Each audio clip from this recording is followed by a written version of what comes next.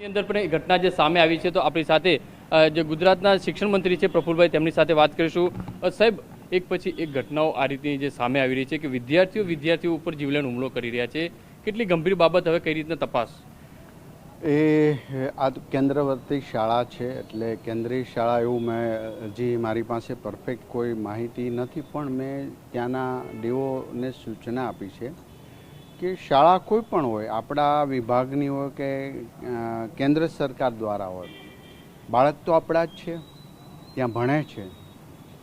આ માનસિકતા ઘણા સમયથી, મેં આજ ત્રીજા વાત હું મીડિયા સમક્ષ કહી રહ્યો છું કે આ સામૂહિક ચિંતન છે। એવું નથી લાગતું કે શિક્ષણ વિભાગે હવે એક સ્ટેપ આગળ વધવું જોઈએ? કારણ કે જે રીતે આ રીતની ઘટનાઓ બની રહી છે તો તેને રોકવા માટે શિક્ષણ વિભાગ કઈ રીતે આગળ?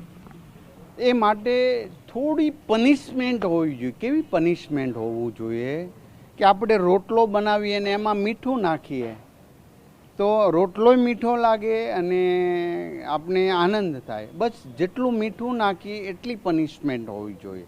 હાવ પનિશમેન્ટ ન હોય અથવા તો પહેલું ન હોય, બાળકને પણ અઘરું ન લાગે, વાલીને પણ અઘરું ન લાગે એટલી પનિશમેન્ટ વાલી દ્વારા કે શિક્ષકો દ્વારા થવી જોઈએ, જે મીઠાશ આપે, જે ક્રૂરતા નહીં, જેને મીઠાશ આપે।